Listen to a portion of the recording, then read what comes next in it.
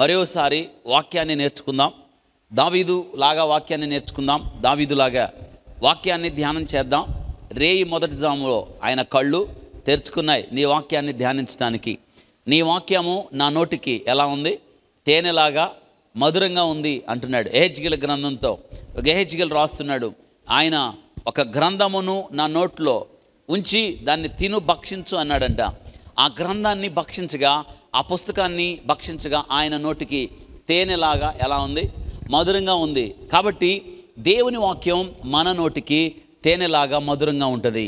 దేవుని వాక్యం మన నోటికి తేనెలాగా ఎంత ఆనందంగా, ఎంత శ్రేష్టంగా ఉంటుందంటే నిజంగా మనం ఆలోచించినప్పుడు దేవుని వాక్యాన్ని విడిచి ఉండలేము.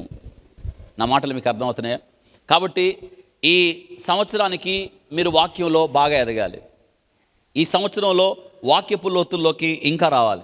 ఒకసారి మళ్ళీ జ్ఞాపకం చేస్తున్నాను, ఇంతవరకు బైబిల్ ఎవరైనా పూర్తిగా చదవకపోతే మంచిది కాదు. అది క్రైస్తవుడు అంటే దేవుని వాక్యాన్ని బాగా ఎరిగిన వాడు, వాక్యాన్ని లోతుగా, వాక్యాన్ని బహుగా ఎరిగిన వారిగా మీరు ఉండాలని నేను జ్ఞాపకం చేస్తున్నాను. నా మాటలు అర్థమవుతున్నాయి కదా? కాబట్టి ఒక తీర్మానం చేసుకోండి, ఈ 2019 మీ జీవితంలో పసిపిల్లలుగా ఉండొద్దు, పాలు తాగేవారిగా ఉండొద్దు. ఏం తినేవారిగా ఉన్నాం? ఆహారం, బలమైన ఆహారం తినేవారిగా ఉందాం. ప్రభు సహాయం చేస్తాడు. ఇక వాక్యంలోకి వెళ్తే నేను జ్ఞాపకం చేస్తున్నాను, లూకాసు వార్త 15వ అధ్యాయం. పరిశుద్ధ గ్రంథం ఉన్నవారు దయచేసి బైబిల్ తెరవండి. లూకాసు వార్త 15వ అధ్యాయం 8, 9, 10 వచనాలు. ఇక్కడ ఒక ఉపమానం ఉంది. ఈ ఉపమానాన్ని మనం చదువుకుందాం. ఈ ఉపమానంలో ఉన్న కొన్ని శ్రేష్టమైన పాఠాలు దేవుడు మనకు బోధిస్తుండగా మనం నేర్చుకొని జీవితానికి అన్వయించుకుందాం. ఈరోజు నేను జ్ఞాపకం చేస్తున్నాను, ఈ 15వ అధ్యాయాన్ని మనం 32 వచనాలు ఉన్నాయి. మీ అందరూ తెలుసు, లూకాసు వార్త 15వ అధ్యాయం అనగానే మీకు ఒక ఉపమానం మట్టి ఖచ్చితంగా గుర్తొస్తుంది. ఏ ఉపమానం అది? తప్పిపోయిన కుమారుడు ఉపమానం. అయితే ఒక్క తప్పిపోయిన కుమారుడు ఉపమానంతో సరిపోదు. అందులో 3 ఉపమానాలు ఉన్నాయి. మొదటి ఉపమానమేమో తప్పిపోయిన గొర్రె, రెండో ఉపమానమేమో పోగొట్టుకొనబడిన నాణ్యం, మూడో ఉపమానమేమో తప్పిపోయిన కుమారుడు. 3 ఉపమానాలు ఉన్నాయి. 3 ఉపమానాలను ఏమంటాం తెలుసా మనం? ఉపమానాల త్రయం. త్రయం అంటే ఎన్ని? మీరు చెప్పండి. త్రయం అంటే ఎన్నండి? 3 ఉపమానాలు. త్రయం, ద్వయం అంటే 2. కాబట్టి ఉపమానాల త్రయం అన్నాం. త్రయం కాదు, 3 ఉపమానాలు ఉన్నాయి. ఇప్పుడు ఈ 3 ఉపమానాలు మీ దృష్టికి తీసుకొచ్చాను. మొదటి చూడండి, ఉపమానమేమో 3 నుంచి 7 వచనాల్లో మొదటి ఉపమానం ఉంది. ఏ ఉపమానం అది? తప్పిపోయిన గొర్రె. దాని తర్వాత 8 నుండి 10 వచనాల్లో మరొక ఉపమానం ఉంది. ఏ ఉపమానం అది? పోగొట్టుకొనబడిన నాణ్యం. దాని తర్వాత 11 నుండి చివరి వరకు కూడా 32 వచనాల దాకా మరొక ఉపమానం ఉంది. ఏ ఉపమానం అది? ఇప్పుడు ఒక విషయం మీకు ప్రతిసారి రిపీట్ అవుతుంది. ఏంటది? తప్పిపోయినా పోగొట్టుకున్నా, తప్పిపోయినా పోగొట్టుకున్నా. కాబట్టి ఈరోజు నేను మీ దృష్టికి తేవడానికి ఇష్టపడుతున్నాను, నీవేమి పోగొట్టుకున్నావు? అందరూ చెప్పండి, ఏంటిది? నీవేమి పోగొట్టుకున్నావు? కాబట్టి ఈ ఉపమానం 8 నుండి 10 వచనాల్లో రెండో ఉపమానం ఉంది. ఆ ఉపమానం యొక్క ఉద్దేశం ఏంటంటే గమనించండి, ఇది పోగొట్టుకొనబడిన నాణ్యం. కాబట్టి ఈ ఉపమానానికి పోగొట్టుకొనబడిన నాణ్యం, నేనంటాను మన జీవితంలో కూడా ఏది పోగొట్టుకున్నా మన జీవితంలో క్రీస్తులో మనం పొందుకోవడానికి అవకాశం ఉంది. ఈరోజు నేను జ్ఞాపకం చేస్తున్నాను, ప్రారంభంలో నీ జీవితంలో నువ్వేం పోగొట్టుకున్నావు ఆలోచించండి. చాలాసార్లు పోగొట్టుకుంటాం కానీ వెతుకుతాం, అది దొరకదు. ఎందుకో తెలుసా? నువ్వు సరైన స్థలంలో వెతకలేదు. నువ్వు ఎక్కడ పోగొట్టుకున్నావో నీకు తెలిసినప్పుడు నీవు దాన్ని ఎలా వెతుక్కొని సంపాదించుకోవాలో నేటి దినాన చాలామందికి అర్థం కావటం లేదు. నేను జ్ఞాపకం చేస్తున్నాను, ఈ యొక్క ఉపమానము ద్వారా దేవుడు మనకేమి నేర్పిస్తాడో నేర్చుకోవడానికి ఇష్టపడదాం. దేవుడు మాట్లాడే ప్రతి మాట కూడా మన జీవితాన్ని కట్టడానికి, ఆయన నేర్పరి అయిన శిల్పకారుల్లాగా మన జీవితాన్ని కట్టడానికి దేవుడు ఎప్పుడు కూడా ఇష్టపడతాడు. ఆలోచించండి, ఎవరి జీవితాలు ఎలా కూలిపోయినా, ఎవరి జీవితాలు ఎలా పతనమైనా దేవుడంట మన జీవితాలు కట్టడంలో ఆయన సిద్ధహస్తుడు. దేవుడు కట్టలేని జీవితం, దేవుడు నిలబెట్టలేని జీవితం, దేవుడు బాగు చేయలేని జీవితం ఈ ప్రపంచంలో ఏది లేదు. ఎందుకో తెలుసా? ఆయన సృష్టికర్త. గమనించండి, ఇంకా ఈ ఉపమానంలోకి వెళదాం. 8, 9, 10 వచనాలు చదువుతున్నాను, దయచేసి గమనించండి. ఏ స్త్రీకైనను 10 వెండి నాణ్యములుండగా వాటిలో ఒక నాణ్యం పోగొట్టుకుంటే ఆమె దీపం వెలిగించి ఇల్లు ఊడ్చి అది దొరుకు వరకు జాగ్రత్తగా వెదకదా? ప్రశ్న. అది దొరికినప్పుడు తన చెలికత్తెలను పొరుగు వారిని పిలిచి నాతో కూడా సంతోషించుడి, నేను పోగొట్టుకునబడిన నాణ్యము దొరికిందని వారితో చెప్పును కదా. అటువలే మారు మనసు పొందు ఒక పాపి విషయమై దేవుని దూతల ఎదుట సంతోషము కలుగునని మీతో చెప్పుచున్నాను నేను. ఇది చిన్నతనం నుండి మనకి సండే స్కూల్లో కూడా చెప్పారు ఈ ఉపమానం. నిజంగా దీనిలో ఉన్న లోతైన విషయాలు మనం నేటి దినాన జ్ఞాపకం చేసుకుందాం. దానికి ముందుగా కొన్ని మాటలు ఈ 3 ఉపమానాల గురించి మీ దృష్టికి తేవడానికి నేను ఇష్టపడుతున్నాను. ఈ 3 ఉపమానాలు మనం నేర్చుకుంటే మొదటి ఉపమానంలోనేమో మనం నేర్చుకున్నాం 100 గొర్రెలు ఉన్నాయి. ఆ గొర్రెలో కాపరికి ఆ 100 గొర్రెల్లో ఒకటి పోయింది. ఇక మిగిలింది ఎన్ని? 99 గొర్రెలు. అయితే కాపరి ఏం చేశాడు తెలుసా? 99 గొర్రెలు ఉన్నాయిలే, ఒక గొర్రె పోతే పోయింది అనుకోలేదు. 99 గొర్రెలను విడిచిపెట్టి ఒక గొర్రెను కోసం ఆయన బయలుదేరాడు. ఆలోచించండి, ఇప్పుడు గొర్రె తనంతట తను తప్పిపోయిందా, లేకపోతే దానికి ఏదైనా కష్టం కలిగి తప్పిపోయిందా? తనంతట తను తప్పిపోయింది. గొర్రెకున్న లక్షణం ఏంటో తెలుసా? గొర్రెకు బుద్ధి లేదు. ఎప్పుడైనా గొర్రెకు జ్ఞానం చాలా తక్కువ, గొర్రెకు వివేచన చాలా తక్కువ. గొర్రెకున్న ఒక స్వభావం ఏంటంటే ఊరికే దారి తప్పిపోద్ది. అయితే ఇక్కడ ఆలోచించవలసిన విషయం ఏంటో తెలుసా? 99 గొర్రెలను విడిచిపెట్టి ఒక గొర్రె కోసం ఈ కాపరి వెళ్ళాడు. ఆ గొర్రె కోసం వెళ్ళడం మాత్రం కాదు, అది దొరుకు వరకు కూడా వెతికాడు. అయితే అద్భుతమైన విషయం, అది దొరికినప్పుడు తీసుకొచ్చి మందలో చేర్చాడు. ఇది మొట్టమొదటి ఉపమానం యొక్క అర్థం. రెండో ఉపమానంలో ఒక స్త్రీకి ఎన్ని ఉన్నాయి నాణ్యాలు? ఎన్ని ఉన్నాయండి? చూడండి, 10 ఉన్నాయి. 10 ఉంటే అందులో ఒకటి పోయింది. మిగతా ఎన్ని? 9 కదా. మిగతా 9 ఉన్నప్పుడు పోతే పోయిందిలే ఒకటి అనుకోలేదు. ఏదైతే పోగొట్టుకుందో దానిని దొరికేదాకా ఈమె చాలా కష్టపడి అది ఇల్లు ఊడ్చి దీపం వెలిగించి ఇల్లు ఊడ్చి దొరికేదాకా వెతికింది. అది దొరికినప్పుడు అందరిని పిలిచి నేను పోగొట్టుకున్నది దొరికిందని చెప్పింది. రెండో ఉపమానం. ఇక మూడోది వచ్చేటప్పటికి ఇది చాలా సుదీర్ఘమైంది, పెద్దది కూడా.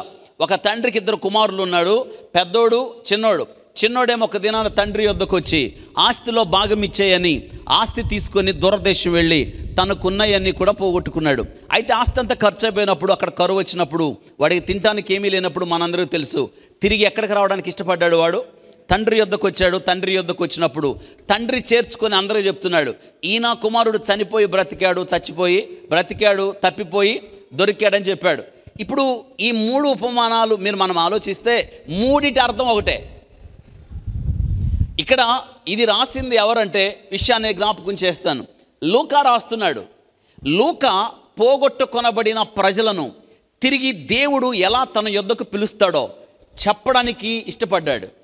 అందుకే లూకా చూడండి, లూకా సువార్తలో అతడు చాలా చిన్న విషయాలను కూడా చాలా అద్భుతంగా రాశాడు.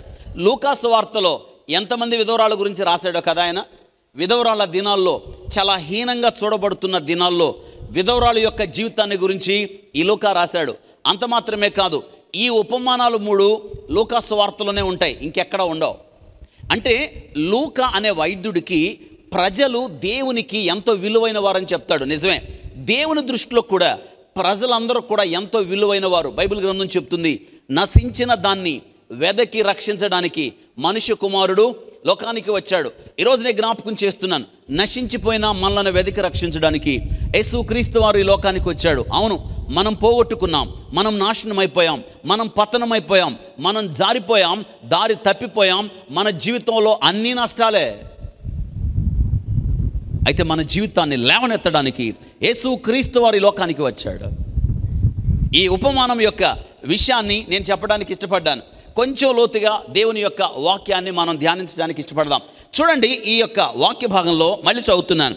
ఏ స్త్రీకైనను 10 వెండి నాణ్యములుండగా వాటిలో ఒక నాణ్యం పోగొట్టుకుంటే ఆమె దీపం వెలిగించి ఇల్లు ఊడ్చి అది దొరుకు వరకు జాగ్రత్తగా వెదకదా? ఒక స్త్రీకి ఎన్ని నాణ్యాలు ఉన్నాయి? 10. ఒక సాంప్రదాయ గాథ, ఒక కథ ఏంటంటే, వయసుకొచ్చిన హెబ్రీ స్త్రీలకు ఒక మెడలో వేసుకోవడానికి ఒక తాడు లాంటిది ఇస్తారు, ఒక దండ లాంటిది ఇస్తారు, ఒక చైన్. ఆ చైన్కి 10 నాణ్యాలు అమరుస్తారు వెండివి. ఈ యొక్క వయసుకు వచ్చిన ఆడపిల్ల తన వివాహ దినము వరకు కూడా ఈ 10 నాణ్యాలను జాగ్రత్తగా భద్రం చేసుకోవాలి.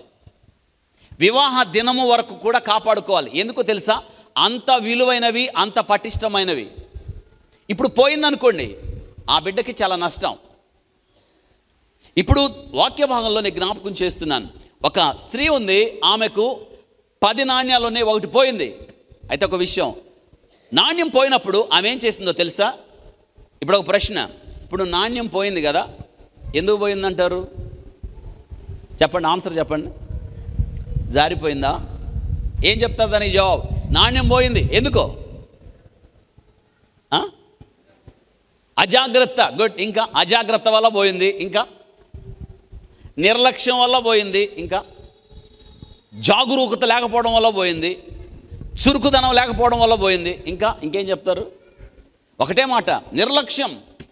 ఈరోజు నేను జ్ఞాపకం చేస్తున్నాను, ఆదాము జీవితంలో, హవ్వ జీవితంలో, వాళ్ళ జీవితంలో నిర్లక్ష్యం, వారి జీవితంలో అజాగ్రత్త, దేవుని మాటను హృదయంలో భద్రం చేసుకోకపోవడం వల్ల ఎంత నష్టమైందో తెలుసా? తినవద్దన్న పండు తిన్నారు, వారి జీవితంలో నష్టాన్ని కొని తెచ్చుకున్నారు. ఆలోచించండి ఒకసారి. ఈ వాక్య భాగంలో నిర్లక్ష్య, అజాగ్రత్త. లోతు కుటుంబాన్ని దేవుడు సొదొమ గొమొర్రా పట్టణం నుండి బయటకు తీసుకొస్తున్నప్పుడు వెనక్కి తిరిగి చూడవద్దు, ఇది నినాదం. అక్కడ దేవదూతలు చెప్తున్నాయి లోతుకి, లోతు వెను తిరగద్దు. లోతు చెప్తున్నాడు భార్యకి, వెను తిరగద్దు. వెను తిరగద్దు అంటే వెను తిరగద్దు. ఏం జరిగింది? అజాగ్రత్త, నిర్లక్ష్యం. ఏం జరిగిద్దిలే అనుకోవడం. వెను తిరిగింది. ఏమైందండి? ఏమైంది? జీవితంలో నష్టం అయిపోయింది.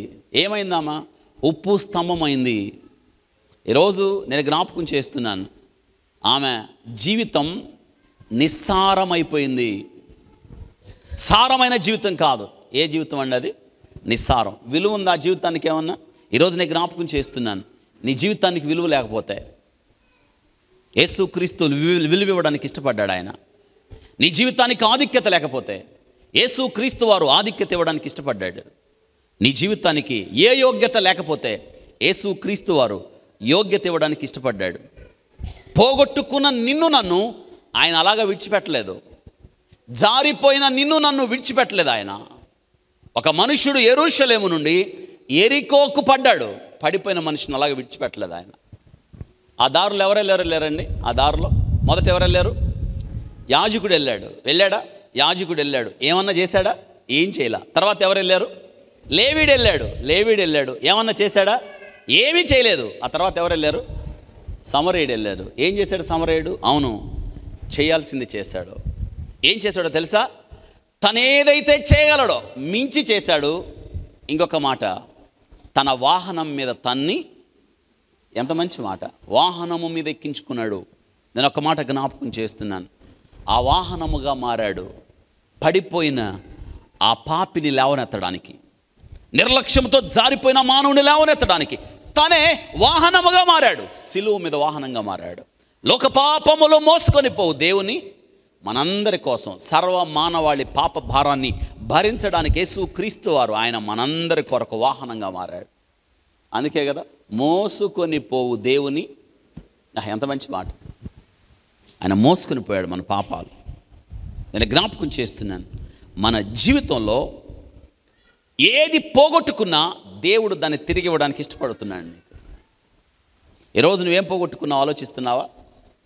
అవును, జీవితంలో నేటి దినాన్ని చాలామంది వారి జీవితాల్లో సమస్తమును పోగొట్టుకొని అంతా పోయిన తర్వాత ఏడ్చేవాళ్ళు ఎంతమంది ఉన్నారు కదా.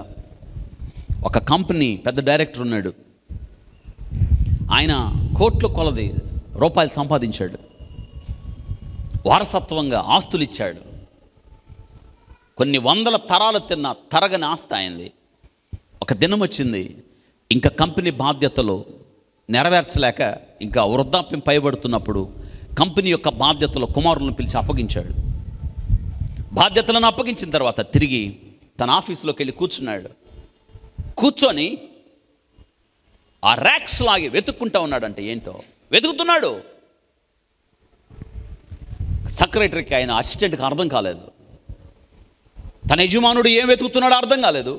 వెతుకుతానే ఉన్నాడు. కొద్దిసేపటి తర్వాత ఆయన వచ్చి, సార్ ఇందాక నుంచి మీరు వెతుకుతున్నారు, ప్రయాసపడుతున్నారు, మీరు నాకు చెప్తే నేను వెతికి పెడతాను కదా, ఇంతకీ ఏంటి సార్ మీరు వెతుకుతున్నారు అంటే ఆయన చెప్పాడంట, సెక్రటరీ ఆస్తి, పేరు ప్రఖ్యాతులు, ధన వ్యామోహంలో పడి నేను జీవించడం మర్చిపోయాను. పోగొట్టుకొనబడిన నా జీవితాన్ని వెతుక్కుంటున్నాను. ఆస్తులు సంపాదించాడు, జీవితాన్ని పోగొట్టుకున్నాడు. పేరు ప్రఖ్యాతులు సంపాదించాడు, జీవితాన్ని పోగొట్టుకున్నాడు. కంపెనీ విలువైన స్థితిలో నుంచి పెట్టాడు, కానీ తన జీవించడాన్ని పోగొట్టుకున్నాడు. ఈరోజు నేను జ్ఞాపకం చేస్తున్నాను, అన్నీ ఉన్నాయి కానీ జీవితంలో ఆనందం లేదు, జీవితంలో సంతోషం లేదు, జీవితంలో సమాధానం లేదు. నువ్వేది పోగొట్టుకున్నావో దేవుడు ఇవ్వడానికి ఇష్టపడుతున్నాడు. నేను జ్ఞాపకం చేస్తున్నాను. 9 దేవుని దృష్టిలో ఎలా విలువైనయో పోగొట్టుకునబడినది కూడా అలాగే విలువైంది. 99 గొర్రెలు దేవునికి ఎంత ప్రియమైనవో తప్పిపోయిన గొర్రె కూడా అంతే ప్రియమైంది. ఇంట్లో ఉన్న కుమారుడు ఇంట్లో ఉన్న తండ్రికి ఎలా ప్రియమైనవాడో పోయి తిరిగి వచ్చిన వాడు కూడా తన తండ్రికి అంతే ప్రియమైనవాడు. కాబట్టి ఏ ఒక్క వ్యక్తి నశించిపోవుట దేవుని చిత్తం కాదు, అంతటా అందరూ మారు మనసు పొందాలని దేవునికి ఇష్టమయ్యింది. నా మాటలు మీకు అర్థం అవుతున్నాయా? కాబట్టి ఈ యొక్క ఉపమానంలో ఈ స్త్రీకి 10 నాణ్యాలు ఉన్నాయి. 10 నాణ్యాలు ఉన్నాయి. బహుశా అశ్రద్ధ కావచ్చు, ఆమె నిర్లక్ష్యం కావచ్చు, అజాగ్రత్త కావచ్చు, ఏదైనా కావచ్చు, కానీ ఒక నాణ్యం పోయింది. ఇంకా ఆమె దగ్గర ఉంది 9. ఈమెం చేసింది తెలుసా? పోగొట్టుకొనబడిన నాణ్యం కొరకు వెతికింది అనే వాక్యంలో మనం జ్ఞాపకం చేసుకుంటున్నాం. ఇక్కడ ఇంకొక మాట నేను చెప్పడానికి ఇష్టపడుతున్నాను.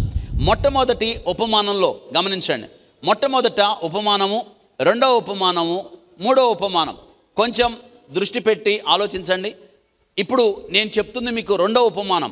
8, 9, 10 వచనాల్లో నాణ్యము, ఇక్కడేమో పోగొట్టుకొనబడిన నాణ్యం, పై ఉపమానంలోనేమో పోగొట్టుకొనబడిన తప్పిపోయిన గొర్రె, చివరి ఉపమానములో తప్పిపోయిన కుమారుడు. మళ్ళీ చెప్పండి. పోగొట్టుకొనబడిన నాణ్యం, దానిపైది తప్పిపోయిన గొర్రె, కింద ఉపమానం చివరిది కదా. నాణ్యానికి వద్దాం, జాగ్రత్తగా వినండి. నాణ్యము అనేదానికి మనలో దేవుడు 3 పెట్టాడు: శరీరము, ప్రాణము, ఆత్మ. రైట్ కదా? మనలో ఏమున్నాయి? శరీరం ఉంది, కనిపించేది శరీరం కదా. ప్రాణం ఉంది, మనం కదులుతున్నాం, మాట్లాడుతున్నాం, ఉనికి కలిగి ఉన్నాం, మనకు ఎగ్జిస్టెన్స్ ఉంది. ప్రాణం ఉంది. అయితే శరీరాన్ని ప్రాణాన్ని కలిపేదే స్పిరిట్, ఆత్మ. 3 ఉన్నాయా లేవా? మాట్లాడట్లేదు ఎవరు? ఉన్నాయి. లేనోళ్ళు ఎవరన్నా ఉన్నారు ఇక్కడ? ఏమా, మనకు శరీరం లేదనుకో ఏమవుతాం? ఎవరికి కనిపిస్తాం కదా? యేసయ్య అన్నాడు దెయ్యాలకి శరీరం ఉండదని చెప్పాడు. యేసయ్య చెప్పాడా లేదా? మనం చాలాసార్లు దెయ్యాలంటే ఏదేదో ఫీల్ అవుతూ ఉంటాం. ఇంకొక విషయాన్ని జ్ఞాపకం చేస్తున్నాను. నాణ్యానికి ప్రాణం లేదు, ఆత్మ లేదు. ఏముంది? ఆకారం ఉందంటే శరీరం ఉంది. ఉందా లేదా? మళ్ళీ చెప్తాను. నాణ్యం ఉందా? నాణ్యానికి ప్రాణం ఉందా? లేదు. ఆత్మ ఉందా? లేదు. ఏముంది అంటే ఆకారం ఉంది, శరీరం ఉంది. నెక్స్ట్ దానిపై ఉపమానం గొర్రెకి ఏముంది? ఏమి లేదు. శరీరం ఉంది, ప్రాణం ఉంది, దానికి ఏమి లేదు, ఆత్మ లేదు. మళ్ళీ మొదటికి వస్తున్నాను. నాణ్యానికి ఉంది ఒకటే, ఏంటది? శరీరం ఉంది, ప్రాణం లేదు, ఆత్మ లేదు. దెన్ ఆ పైన గొర్రెకి చెప్పండి ఇప్పుడు మీరు. శరీరం ఉంది, ప్రాణం ఉంది, ఏమి లేదు, వెరీ గుడ్. ఆత్మ లేదు. చివరి ఉపమానం తప్పిపోయిన కుమారుడికి 3 ఉన్నాయి. ఏమున్నాయి? శరీరం ఉంది, ఆత్మ ఉంది. కాబట్టి ఈ ముగ్గురులో విలువ కలిగిన వాళ్ళు ఎవరో? మానవుడు. అందుకే అన్ని వచనాలు ఉన్నాయి. ఏమన్నా అర్థమైందా లేదా? అర్థమైందా లేదా? దాని అలా పక్కన పెట్టండి. మళ్ళీ ఇంకో విషయం, మళ్ళీ ఇక్కడికి వద్దాం. ఈ రెండిట్లో తప్పిపోయింది గొర్రె. కాపరి అనేవాడు పురుషుడా స్త్రీయా? కాపరి పురుషులు ఉంటారు, స్త్రీలు ఉంటారమ్మా. పురుషుడు. డౌట్ ఏమైనా ఉందా? లేదు. చివరి ఉపమానం తండ్రి అనేవాడు పురుషుడా స్త్రీయా? కాబట్టి పై ఉపమానంలో పురుషుడు, చివరి ఉపమానంలో పురుషుడు. మధ్యలో ఎవరు? ఎందుకు స్త్రీ మధ్యలో? అదే ఇక్కడ విషయం నేర్చుకోవాలి. ఇక్కడ ఉపమానంలో స్త్రీ పోగొట్టుకుంది. స్త్రీ అనగా అర్థం ఏంటంటే సంఘం. అర్థమైందా లేదా? స్త్రీ బైబిల్ గ్రంథంలో దేంతో పోల్చారంటే, అటువలే స్త్రీలు కూడా కళంకము కానీ, మచ్చ కానీ, డాగు కానీ అట్టిది ఏదైనా లేకుండా వాక్యం అనే నీటితో ఆయన ఉదక స్నానము చేయించి తన ఎదుట నిలబెట్టుకుంటున్నాడు. సంఘము స్త్రీ సంఘం పోగొట్టుకుంది నేటి దినాన. సంఘములో వైభవం లేదు, సంఘములో గొప్పతనం లేదు, సంఘములో తలాంతులు పోయాయి, సంఘములో దేవుని మహిమ లేదు, సంఘములో దేవుని ఆధిక్యత లేదు. నువ్వేదైతే సంఘము పోగొట్టుకుందో తిరిగి దేవుని దగ్గరికి రావాలి. అమ్మ, నేను చెప్పేది ఏమైనా అర్థమవుతుందా లేదా? కాబట్టి ఇక్కడ ఈ రెండవ ఉపమానం దేంతో పోల్చబడిందంటే, స్త్రీ అంటే సంఘం. నిజమే, నేటి దినాన సంఘాలు ఎలా ఉన్నాయండి? సంఘాల్లో వాక్యం చెప్తున్నారా? వాక్యం చెప్పట్లేదు. సంఘాల్లో దేవునికి మహిమ ఉందా? అసలు లేదు.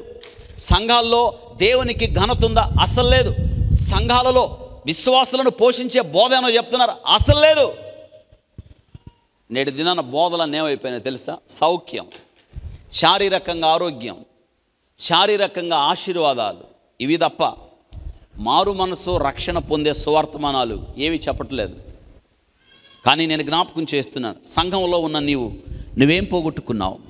ఈరోజు పోగొట్టుకున్నది నువ్వు ఎలా వెతకాలో, ఎలా పొందుకోవాలో, ఎలా నీ జీవితంలో భద్రం చేసుకోవాలో దేవుడు నీకు ఆధిక్యత ఇవ్వడానికి దేవుడు ఇష్టపడుతున్నాడు. ఇక విషయానికి వద్దాం. ఈ వాక్య భాగంలో ఆ స్త్రీ ఉంది, సంఘం. ఆ స్త్రీకి 10 నాణ్యాలు ఉన్నాయి, అందులో ఒకటి పోయింది. ఒకటి పోయినప్పుడు ఆమె ఏం చేసిందో తెలుసా? పోయింది అనుకోలేదు, దానిని తిరిగి తెచ్చుకోవాలన్న ఆశ. ఈరోజు నేను జ్ఞాపకం చేస్తున్నాను, మొట్టమొదటి ఉన్న కాపరికి కూడా అదే ఆశ. 100 గొర్రెలు ఉన్నాయి, ఒక గొర్రె తప్పిపోయింది. ఈయనేం చేశాడు తెలుసా? పోతే పోయిందిలే అనుకోలేదు, ఇక నేను వెతికితే నాకు ఎందుకు దొరికిద్దిలే అనుకోలేదు, ఏదో పోయింది, దారి తప్పిపోయింది, ఇంకా నాకు 99 ఉన్నాయి కదా అనుకోలేదు. కానీ ఈ కాపరి, ప్రేమ కలిగిన కాపరి, మంచి గొర్రెల కాపరి, ప్రధాన గొర్రెల కాపరి ఏం చేశాడో తెలుసా? 99 గొర్రెలను విడిచిపెట్టి ఆ ఒక్క గొర్రె కోసం వెతుకుతూ వెళ్ళాడు. అది దొరకగానే తీసుకొచ్చి మందలో చేర్చాడు. ఆనందపడిపోయాడు, సంబరపడిపోయాడు, పండుగ చేసుకున్నాడు. ఇక్కడ ఈ యొక్క ఉపమానంలో కూడా ఈ యొక్క స్త్రీ ఏం చేసిందంటే, తన ఉన్న నాణ్యాల్లో ఒకటి పోయినప్పుడు ఆమె ఏం చేసింది తెలుసా? దానిని వెతకడం ప్రారంభించింది. ఆలోచించండి, ఎందుకు వెతుకుతారో తెలుసా? పోగొట్టుకున్నది తిరిగి పొందుకోవాలన్న ఆశ. ఈరోజు మీకు ఆశ ఉందా? అలాంటిది నువ్వేదైతే పోగొట్టుకున్నావో తిరిగి పొందుకోవాలన్న ఆశ నీకుందా? ఈరోజు అటువంటి ఆశ నీకుంటే నువ్వు పోగొట్టుకున్నదంతా కూడా దేవుడు నీకు ఇవ్వడానికి ఇష్టపడుతున్నాడు. ఎందుకో తెలుసా? దేవుడు మనలను పునరుద్ధరించే దేవుడు ఆయన, మనల్ని లేవనెత్తే దేవుడు, మనలకు బలము శక్తినిచ్చే దేవుడు ఆయన. మనల్ని ఎవరిని ఆయన కూలదోసే దేవుడు కాదు. ఆలోచించారా? పోగొట్టుకొనబడిన నాణ్యం 9 ఉన్నాయి. ఇక్కడ ఒక విషయం ఏంటంటే, ఎవరైతే జారిపోయారో, ఎవరైతే పతనం అయిపోయారో, ఎవరైతే దూరంగా వెళ్ళిపోయారో, దేవునికి ఇంకా వాళ్ళంటేనే ఎక్కువ ప్రేమ. ఆలోచించండి, వారంటే దేవునికి ఎంతగానో ప్రేమ. ఎలాగైనా సరే, ఇప్పుడు ఇంకొక విషయం జ్ఞాపకం చేస్తున్నాను. గొర్రె తప్పిపోయింది, ఈయన వెతకడానికి వెళ్ళాడా? గొర్రె దొరికినప్పుడు దాన్ని ఏం చేశాడు తెలుసా? భుజములపై ఎక్కించుకొని. దేని మీద ఎక్కించుకున్నాడు? అంతేగా నేర్చుకొచ్చాడు, దాన్ని జుట్టు పట్టుకొని లాగాడా? ఏం చేశాడు? దాన్ని భుజములపై ఎంత కేరింగ్, ఎంత టెండర్ మెర్సీ దేవునికి.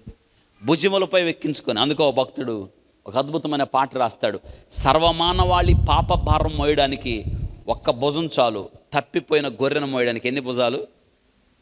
దేవుడికి ఏది భారం అనిపించలేదు? సిలువ భారం అనిపించలేదు. కానీ తప్పిపోయిన మానవుడు ఎడల నేటి దినాన్ని ఎంతమంది అండి తప్పిపోతున్నారు? దేవుని నమ్ముకున్నామని, ప్రార్థన చేస్తున్నామని, వాక్యం అంతా తెలుసని, పుట్టు క్రైస్తవులమని ఎంతమంది తప్పిపోతున్నారు? మరి ముఖ్యంగా మన జీవితాల గురించి ఆలోచిస్తే ఎన్నిసార్లు తప్పిపోతున్నాం మనం? భక్తి విశ్వాసాన్ని పెంపొందింప చేసుకోకుండా, పేరుకేమో క్రైస్తవులని చెప్తూ, పేరుకేమో వాక్యం అంతా తెలుసని చెప్తూ ఎన్నిసార్లు చిన్న విషయాల్లో తప్పిపోతున్నప్పుడు దేవుడు ఎంతగా పరితాపం చెందుతున్నాడో మన గురించి ఆలోచించారా? ఎప్పుడైనా ఆలోచించండి. పోగొట్టుకునబడిన వాని ఎడల దేవుని యొక్క దృష్టిని, జారిపోయిన వారి ఎడల దేవుని యొక్క కనికరాన్ని దేవుడు చెప్పడానికి ఇష్టపడుతున్నాడు. కాబట్టి పోగొట్టుకునబడిన మనుషులు తిరిగి సహవాసంలోకి రావాలని, తప్పిపోయిన గొర్రె తిరిగి మందలో చేరాలని, పోగొట్టుకునబడిన నాణ్యం తిరిగి అది దొరికినప్పుడు తిరిగి 9 నాణ్యాలతో అది జత చేయబడాలని, తప్పిపోయిన కుమారుడు తిరిగి ఇంటిలో చేర్చబడాలని. ఈ లూకాసు వార్త 15వ అధ్యాయంలో అంతా కూడా తిరిగి చేర్చబడ్డం అన్న విషయాన్ని ప్రతినిత్యం కూడా మనం చూస్తాం. ఇక ఈ నాణ్యం గురించి మనం ఆలోచిద్దాం. ఇంతకీ ఈ నాణ్యం ఎవరు, ఈ నాణ్యానికి పోలికలేంటో మనం చూసి కొంత వాక్యాన్ని ఈ యొక్క ఉదయకాలం మందు నేర్చుకుందాం. చూడండి, ఈ నాణ్యం బహుశా మన చేతుల్లో మన జేబులో ఉన్న కాయిన్స్ అన్నీ కూడా ఒకసారి మనం ఆలోచిస్తే నాణ్యం ఖచ్చితంగా దేంతో తయారు చేయబడింది? మెటల్తోనేగా. నాణ్యము ఖనిజంతోనేగా తయారు చేయబడుతుంది, అవునా కాదా? ఏమో మాట్లాడండి. ఇదివరకు చిన్నప్పుడు ఎప్పుడో బీసీ కాలంలో నాణ్యాలు తీస్తే అల్యూమినియంతో కొన్ని నాణ్యాలు దొరుకుతాయి కదా, ఇంకా రాగితో చేసిన నాణ్యాలు దొరుకుతాయి, ఇంకా రకరకాల మెటల్తో అంటే ఖనిజ లోహాలతో చేసిన నాణ్యాలు మీకు కనిపిస్తాయి. ఓ ప్రశ్న, ఈ నాణ్యాలు తయారు చేయడానికి వాడిన ఈ ముడి సరుకు, నాణ్యాలు తయారు చేయడానికి వాడిన ఖనిజాలన్నీ కూడా ఎక్కడి నుంచి వస్తాయి? కదా, భూమిలో నుంచే కదా. భూమిలో నుండి రాని ఖనిజం ఏదైనా ఉందా? లేదు. ఈరోజు నేను జ్ఞాపకం చేస్తున్నాను, ఈ మనం భూమిలో నుండి తీయబడిన ఖనిజంతో ఎలా లోహము తయారు చేయబడి ఆ లోహముతో నాణ్యం తయారు చేయబడిందో మనం కూడా దేనిలో నుండి తయారు చేయబడ్డామంటే భూమిలో నుండి తయారు చేయబడ్డాం. ఆలోచించండి, దేవుడు మట్టిని తీసుకొని ఆ మట్టితో మనిషిని చేసి వాని నాసికా రంధ్రంలో జీవాయువు ఊదగా మనిషి ఏమయ్యాడు? జీవాత్మ అయ్యాడు. కాబట్టి ఇప్పుడు మీకు అర్థమైందా? నాణ్యము భూమిలో నుండి తీయబడింది, మనిషి కూడా దేనిలో నుంచి తీయబడ్డాడు? భూమిలో నుండి తీయబడ్డాడు. కాబట్టి ఇప్పుడు నాణ్యం ఎవరికి పోలికగా ఉంది? మానవునికి పోలికగా ఉంది. అందరు ఈ మాట చెప్పండి. నాణ్యం ఎవరికి పోలికగా ఉంది? అవును, రైట్ డౌన్, ఈ మాట రాసుకోండి. నాణ్యము ఖనిజంతో తయారు చేస్తారు, ఖనిజము భూమిలో నుండి లభిస్తుంది, మనిషి కూడా భూమి నుండి చేయబడ్డాడు. Very important. మనిషి భూమిలో నుండి తయారు చేయబడ్డాడు. భూమిలో నుండి తయారు చేయబడ్డాడు. ఎక్కడి నుంచి తయారు చేయబడ్డాడు? అందరూ చెప్పండి. మనిషి భూమిలో నుండి. అందుకే కదా మేము మన్ను ప్రభువా, మేము జిగట మన్ను అని భక్తుడు రాస్తూ ఉన్నాడు, యెషయా భక్తుడు రాస్తున్నాడు. దావీదు కూడా అంటాడు, మేము మంటివారమని ఆయన జ్ఞాపకము చేసుకుంటాడు. మనం ఎవరు చెప్పండి? ఇప్పుడు మట్టి మనం. అందరూ చెప్పండి, ఎవరు మనం? మట్టి కాని వాళ్ళు ఎవరన్నా ఉన్నారు ఇక్కడ? మన్నైనది మునుపటి వలె మన్నైపోద్ది. మనిషి ఎంత తొందరగా కలిసిపోతాడు తెలుసా? మీ ఇంట్లో ఇప్పుడు నిషేధించారులేండి, క్యారీ బ్యాగ్లు ఉన్నాయా? ఏమా ఇదివరకు మనం మార్కెట్కి స్టైల్కి వెళ్ళేవాళ్ళం. ఎందుకు? వాళ్ళే మార్కెట్లో మనకేమి ఇచ్చేవాళ్ళు. కానీ ఎంత నాశనం అవుతుందో తెలుసా? దాన్ని ఒక ప్లాస్టిక్ కవరు భూమిలో కలిసిపోవడానికి 3000 సంవత్సరాలు పట్టిద్ది. 1000 నుండి 3000 సంవత్సరాలు పట్టిద్ది. ఒక క్యారీ బ్యాగ్. ఆవులు తిని చచ్చిపోతున్నాయి, చాలా ఆవులు, జంతువులు తినాయి, అవి అవి కరగవయ్యి. కానీ మనిషి శవం పాతి పెడితే 2 నెలల తర్వాత తొయ్యితూ ఉంటాడు. అక్కడ ఏమయ్యాడు వీడు? మట్టి దేనిలో కలిసిపోయింది? మన్ను మునుపటి వలె. ఏమైంది? మునుపటి వలె అంటే దేనిలో నుంచి వచ్చావు? అంతే, మునుపటి వలె మన్ను అయిపోయింది. ఆత్మ దానిని దయచేసిన కాబట్టి శాశ్వతమైంది ఆత్మ. మట్టి అయిపోద్ది. తెలుసా? ఇప్పుడు చార్లెస్ డార్విన్ మొన్నే ఆయన ఆరిజిన్ ఆఫ్ స్పీషీస్ రాసి 100 ఏళ్ళని పుస్తకం ఒకటి పబ్లిష్ చేశారు. మళ్ళీ చూసారా? పేపర్లో కూడా వేశారు. జాతుల ఉత్పత్తి అనే పుస్తకం రాశాడు ఆయన. అందులో ఏముంది? మనిషి పరిణామం చెందాడు. అవునా? మనిషి దేనిలోంచి వచ్చాడు చెప్పండి? కోతిలో నుంచి వచ్చాడు మనిషి. ఎంత బాగుంది చూడండి. మన పూర్వీకుడు అంటే కోతి, మన తాత. కోతిలోంచి వచ్చాము మనం. పరిణామం చెందాడు అంటే మరి ఆయన ఎట్ట చెప్పాడో ఏంటో తెలియదు. ఏమైనప్పటికీ చాలామంది నమ్మారు, చాలామంది ఇప్పటికీ విశ్వసిస్తున్నారు. 10th క్లాస్ పిల్లల్లో అనుకుంటాను ఒక చాప్టర్ ఉంది, దాని పేరు ఏంటది? పరిణామము, ఎవల్యూషన్. ఎవల్యూషన్ అంటే తెలుగులో ఏంటంటే ఒక పువ్వు విచ్చుకోవడం అని అర్థం తెలుగులో.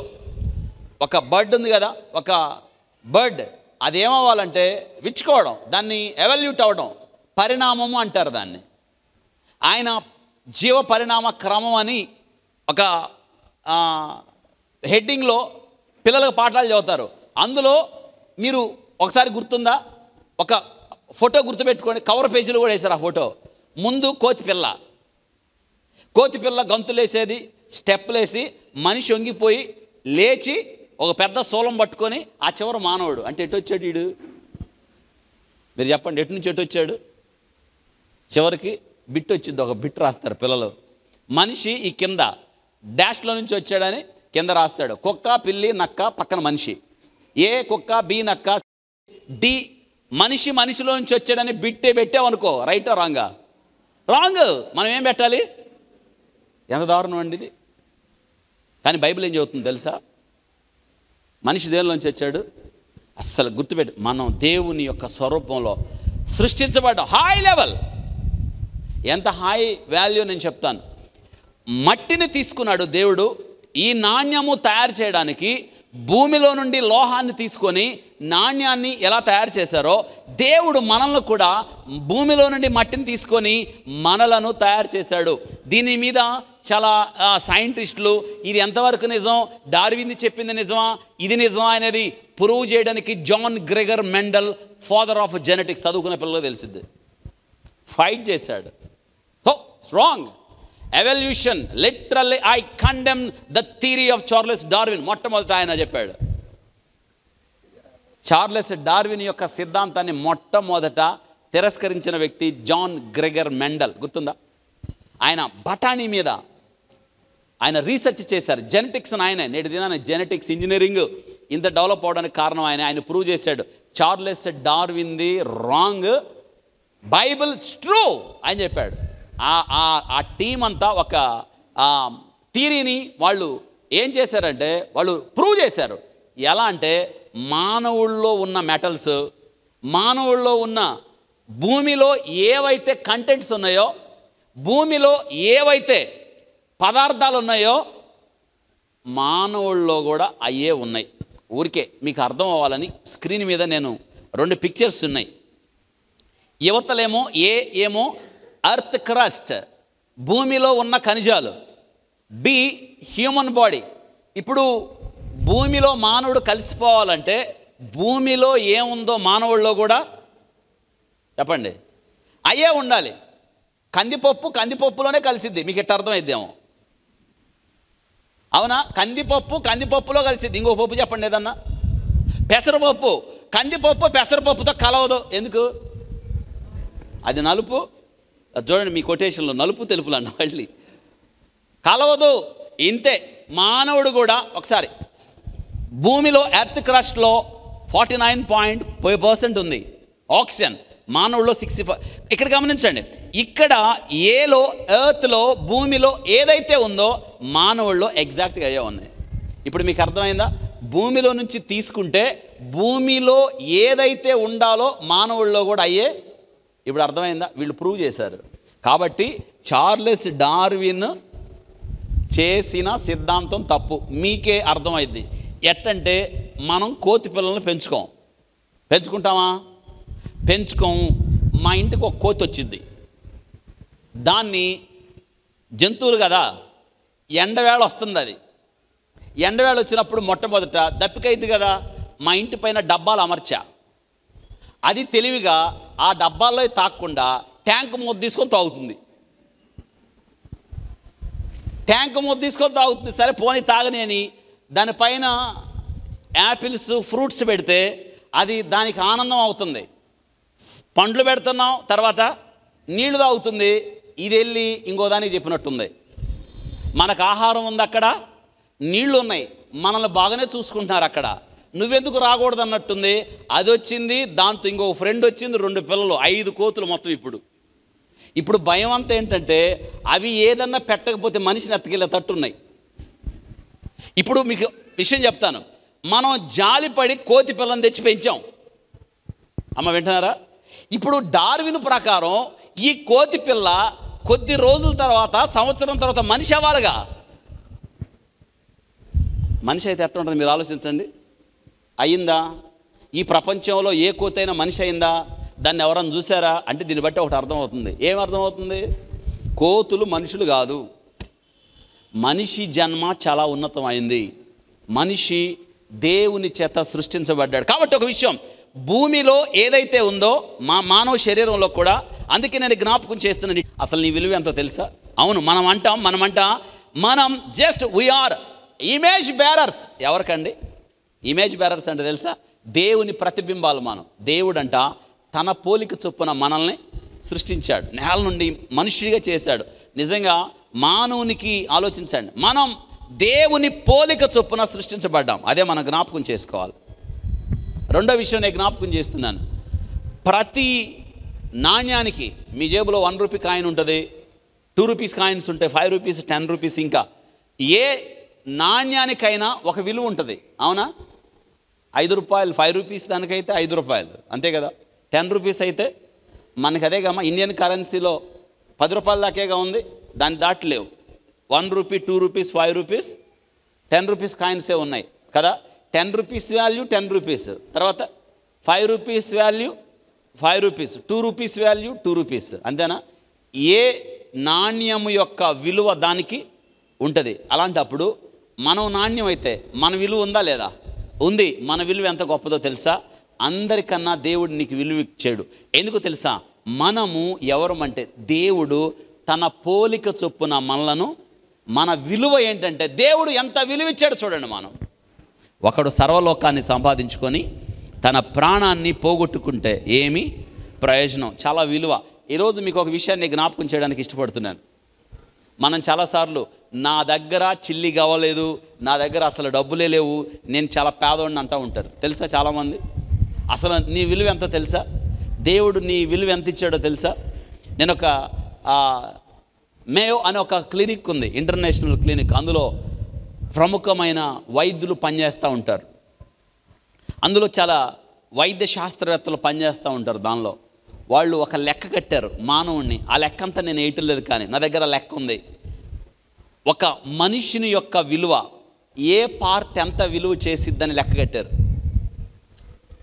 మనిషి యొక్క అవయవాలు, మనిషి యొక్క దేహాన్ని, అవయవాలను లెక్క కడితే ఎంత వచ్చిందంటే 45 మిలియన్ల అమెరికన్ డాలర్లు. అందరూ చెప్పండి, 45 మిలియన్ల అమెరికన్ డాలర్లు. ఊరికే రాసుకోండి. మన భారతదేశపు లెక్కలు, రూపాయల లెక్కల్లో 316 కోట్ల 71 లక్షలు. 316 కోట్ల 71 లక్షలు. ఇప్పుడు మీ దగ్గర ఉన్న ఆస్తి ఎంత చెప్పండి అమ్మా? ఎంత? ఇంటికి వెళ్ళి చెప్పండి. ఏం చెప్తారు ఇంటికి వెళ్ళి? చెప్పాలి మరి. నా దగ్గర ఏమీ లేదనుకుంటున్నావా? నా దగ్గర ఎంత ఉందో తెలుసా? 300 చెప్పండి, 316 కోట్ల 71 లక్ష. ఎప్పుడైనా సమయం ఉన్నప్పుడు ఈ వాల్యూ, ఇది ఊరికే పెద్ద అక్షరాలతో రాసుకోండి. ఇది వాళ్ళు కట్టిన లెక్క. మానవుని యొక్క శరీరం యొక్క విలువ ఇది. ఈ శరీరం విలువ.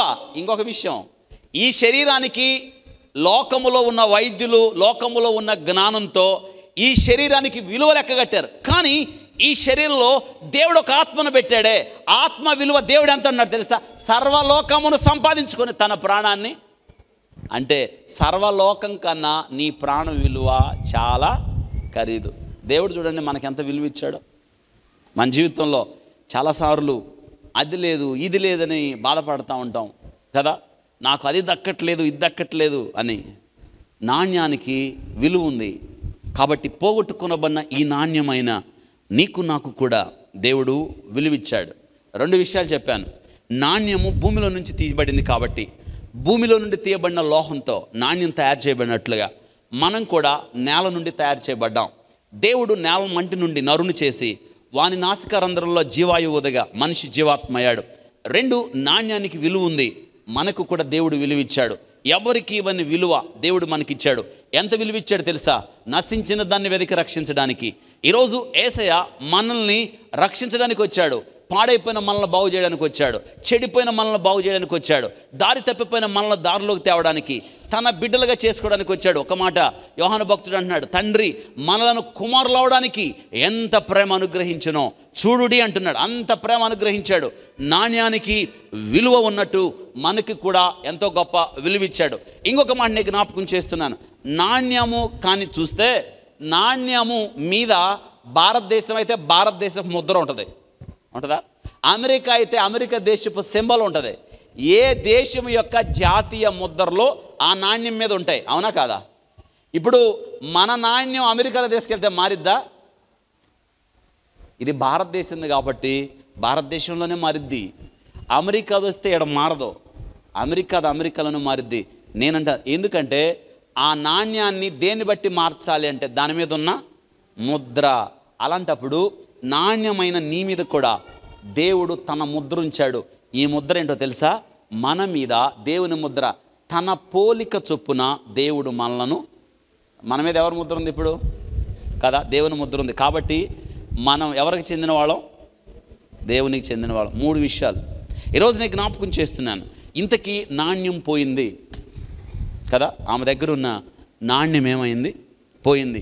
ఇంతకీ మానవుడు పాపము చేసినప్పుడు ఏం పోగొట్టుకున్నాడో తెలుసా? రైట్ అన్న మాట రాసుకుని. నెంబర్ 1, స్వరూపం పోగొట్టుకున్నాడు.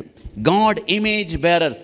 ఒకటి విషయం, స్వరూపం పోగొట్టుకున్నాడు. 1వ అధ్యాయం ఆదికాండం 27వ వచనం.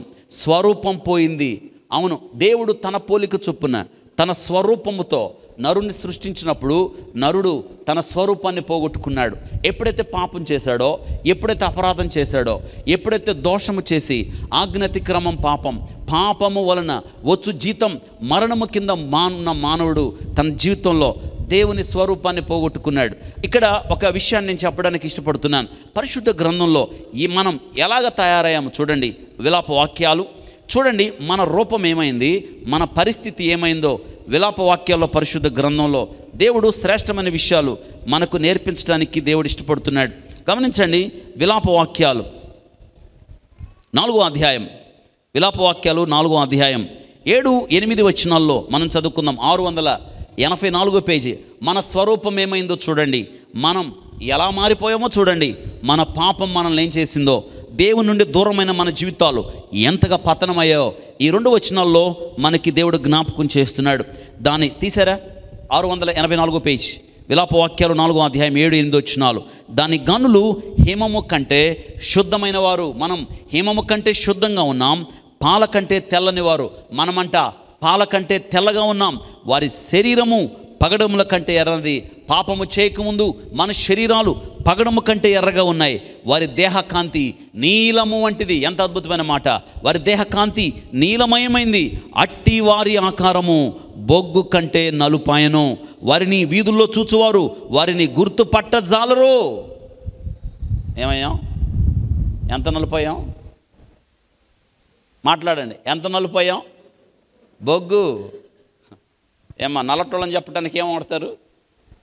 బొగ్గు. సింగరేణి క్యాలరీస్ తెలుసు మీకు? ఒక అంకుల్ ఉన్నాడు. వాళ్ళ అబ్బాయికి పెళ్లి సంబంధం చూడటానికి వెళ్ళాడు. చాలా కాలం తిరుగుతున్నాడు ఆయన. చాలా కాలం నుంచి తిరుగుతున్నాడు. మళ్ళీ నాకు కనిపించాడు. అంతకుముందు వెళ్తాను, ప్రార్థన చేయండి అన్నాడు. అడగాలి కదా. అంకుల్ వెళ్ళారు, పెళ్లి సంబంధం చూశారు. ఏమైందంటే ఆయన మారు మాటలు మాట్లాడకుండా వెళ్ళాము, చూసాము, అమ్మాయి సింగరేణి క్యాలరీస్ అంటున్నాడు. ఏంటి అర్థం? మాట్లాడండి. ఏంటి? సింగరేణి క్యాలరీస్లో ఏముంది?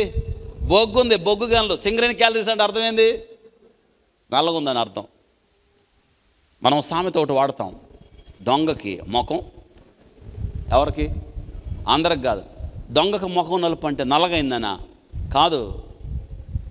సిగ్గుతో తలదించుకోవడం, జనంలోకి రాకపోవడం, తలెత్తుకోకపోవడం. పాపం చేసినాడు తలెత్తుకోలేడు.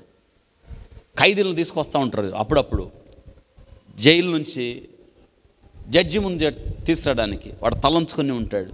ఎందుకో తెలుసా? తప్పు చేశాడు వాడు. మనం తప్పు చేసాం, అపరాధం చేసాం, పాపం చేసాం.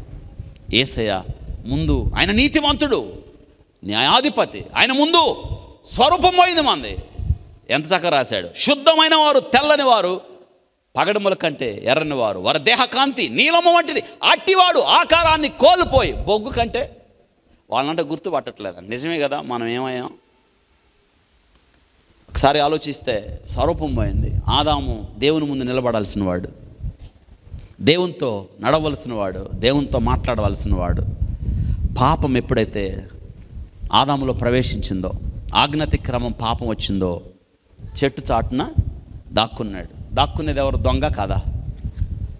రాను అన్నాడు. చూసారా? ఎందుకు అంటే సిగ్గు అన్నాడు. చూసారా? ఒకదాని తర్వాత ఒక పదాలు ఎలా వచ్చేస్తున్నాయో. సిగ్గు. ఎందుకు సిగ్గు అంటే దిగంబరిని అన్నాడు. ఇవన్నీ దేవుడు అతనికి ఏమైనా నేర్పించాడా? పాపం చూసారా మనిషిని ఎలా పతనం చేసేస్తుందో. నేను జ్ఞాపకం చేస్తున్నాను. పాపము స్వరూపాన్ని తీసేసింది. తిరిగి యేసుక్రీస్తు వారు ఆ స్వరూపాన్ని నీకు ఇవ్వడం కోసం ఆయన సొగసైనను స్వరూపమైన లేకుండా నీ కోసం ఆయన ధారపోశాడు. నిశ్చయముగా మన వ్యసనములను భరించాడు, మన దోషములను సహించాడు. ఆయన పొందిన దెబ్బల చేత మనకి ఈరోజు ఒకవేళ నువ్వేమైతే పోగొట్టుకున్నావో సరే రైట్ టైం రండి ప్రభు దగ్గరికి. ఎవరో తెలుసా? మనం దేవుని యొక్క మనం ప్రతిబింబాలం. God image bearers. దేవుడి ఇమేజ్ మనలో ఉండాలి. లోకానికి మనలో క్రీస్తు కనిపించాలి. 2 పోగొట్టుకోవడం అంటే మనం పోగొట్టుకున్నది జీవం, జీవవాయువును ఊదగా. అసలు మానవుణ్ణి కలుగజేసినప్పుడు దేవుడు తన పోలిక చొప్పున ఏం చేశాడు? జీవవాయువును ఊదగా. ఏం ఊదాడు అంటే దానికి మరణం ఉందా? కానీ దేవుడు మానవుణ్ణి కలుగజేసినప్పుడు ఆదికాండం 1వ అధ్యాయం 7వ వచనంలో జీవము, తన జీవాన్ని, జీవవాయువుని. ఇప్పుడు చెప్పండి, మనలో ఉన్న జీవవాయువు ఎవరిది? దేవుడిదేనా? దానికి మరణం ఉందా? అందుకే ఆత్మ దానిని దయచేసిన దేవుని యొద్దకి వెళ్తుంది. అందుకే జీవం పోగొట్టుకున్నాం కదా. అందుకే యేసుక్రీస్తు వారు ఈ లోకానికి జీవాధిపతిగా వచ్చాడు. జీవం లేదు. మనిషి పాపముల ద్వారా, అపరాధముల ద్వారా మనిషి చచ్చిపోయాడు. లాజర్ని లేపాడు, విధవరాల కుమారుని లేపాడు, యాయిరు కుమార్తెను లేపాడు. ఆయనలో జీవం ఉండెను. జీవాధిపతి ఆయన. ఎవరండి ఆయన? జీవాధిపతి. మృత్యోంగ అమృతాంగమై అంటే ఏంటి? మరణములో ఉన్నాను, జీవములోనికి నడిపించే దేవుడు ఎక్కడున్నాడు అని. యేసుక్రీస్తు వారు I am the life and resurrection, పునరుత్థానమును జీవమును నేనే. యేసుక్రీస్తు వారు తిరిగి జీవాన్ని ఇవ్వడానికి లోకానికి వచ్చాడు. 3 ఏం పోగొట్టుకున్నాను తెలుసా? కీర్తనలో 29:11 బలమును పోగొట్టుకున్నాం. బలం పోయింది. కీర్తనలో 29:11 యెహోవా తన ప్రజలకు బలము అనుగ్రహించును. అందరు చెప్పండి, ఏమనుగ్రహించాడు? బలాన్ని. కాబట్టి దేవుడిచ్చిన బలం దేవునికే. ఆదాము ఎంత బలవంతుడో తెలుసా? ఎంత బలవంతుడు చెప్పండి? ఆదాము పేరేంటంటే దేవుని కుమారుడు కదా. ఆదాము ఎవరు? దేవుని కుమారుడే కదా. ఇప్పుడు ఆదాము దగ్గరికి దేవుడు సృష్టించిన జంతువుల్ని, పక్షుల్ని, అన్నిటిని కూడా జంతు ప్రపంచాన్ని అందరిని తీసుకొచ్చి దేవుడు ఎవరి ముందు నిలబెట్టాడు? ఆదాము. ఇప్పుడు ఆదాముకు ఒక పెద్ద పని. వాటికన్నిటికీ ఏం చేయాలి ఆదాము? ఇప్పుడు వాటన్నిటికీ పేర్లు పెట్టాలి అంటే ఆదాముకి ఎంత జ్ఞానం ఉండాలి. పేర్లు పెట్టడం ఒక ఎత్తు అయితే మళ్ళీ ఆ పేరు పెట్టి పిలవడం ఎంత జ్ఞానవంతుడు ఆదాము. అంటే ఎంత బలవంతుడు అనుకోవాలి ఆదాము. అయితే ఆ బలం ఏమైందో తెలుసా? పోయింది. పాపము మన బలాన్ని తీసేసింది. అవును, మనమేమయ్యాం తెలుసా? బలవంతుడైన ఆదాము ఏమయ్యాడు? బలహీనుడయ్యాడు, పోగొట్టుకున్నాడు, బలాన్ని పోగొట్టుకున్నాడు. ఈరోజు నేను జ్ఞాపకం చేస్తున్నాను, సంసోను కూడా తన బలాన్ని పోగొట్టుకున్నాడు కదా. సంసోనులో ఏముంది? బలం ఉంది. ఎంత బలం ఉంది? శత్రువులందరినీ చంపేంత బలం ఉంది. ఎంత బలం ఉందంటే అసలు ఫిలిస్తీన్లు ఎవరు సంసోను ముందు నిలబడడానికి ధైర్యం చేయటల్లా. సింహం అన్నా లెక్కలేదు, నక్కలన్నా లెక్కలేదు, పెద్ద ద్వారబంధాలన్నా లెక్కలేదు, ఫిలిస్తీ సర్దార్లన్నా లెక్కలేదు. చేతిలో ఏ ఆయుధం లేకుండా చంపుతున్నాడు. అటువంటి సంసోను పాపము ద్వారా దేవుడు తనకిచ్చిన బలాన్ని పోగొట్టుకున్నాడు. బలం పోయిన సంగతి కూడా తెలియలేదు ఆయనకి. చూసారా? పాపము ఎవరిలో అయితే ఉంటుందో వారు ఎప్పటికీ బలవంతులుగా ఉండలేరు. చాలాసార్లు అంటూ ఉంటారు, నాకు ఆ ఒక్క వీక్నెస్ ఉందండి అంటారు. ఏంటి ఆ వీక్నెస్? ఆ వీక్నెస్సే నీ బలాన్ని తీసేస్తుంది. ఆ ఒక్క వీక్నెస్ చాలు. సంసోనుకున్న ఒక్క వీక్నెస్ జయించలేకపోయాడు. ఆ వీక్నెస్ని బలమైన సింహాన్ని జయించాడు, బలమైన సర్దార్లను జయించాడు, బలమైన ఎబ్రోను ద్వారబంధాలను కొట్టోడబెట్టాడు, అన్ని నక్కల్ని తగలబెట్టాడు ఒక్కడే. అంత బలవంతుడు తన శరీరంలో ఉన్న ఒక్క బలహీనతను జయించలేకపోయాడు. కాబట్టి తన బలాన్నంతా ఆదాములో జరిగింది ఇదే. ఈరోజు మన లైఫ్లో కూడా, మన జీవితాల్లో కూడా చిన్న బలహీనత చాలు, చిన్న పొరపాటు చాలు మన జీవితాలు నాశనం అవ్వడానికి. గుండు చేసేశారు, బలం లేదు, ఇప్పుడు నిరాశ్రయుడు అయిపోయాడు, తను అప్పగించుకున్నాడు, కళ్ళూర పీకేశారు కదా. తిరగలు విసురువాడు ఆయన. యెహోవా తన ప్రజలకు బలం అనుగ్రహించాడు. మనం బలహీనం అయిపోయాం. పాపము మనలను బలహీనతలోకి తీసుకొచ్చింది. మనం బలహీనం అయిపోయినప్పుడు యేసయ్య ఏం చేశాడో తెలుసా? రోమపత్రిక 5వ అధ్యాయం చూడండి ఏం జరిగింది అక్కడ. రోమపత్రిక ఏం జరిగిందో చూడండి. మన బలహీనత తీసివేయడానికి యేసుక్రీస్తు వారు ఏం చేశాడో.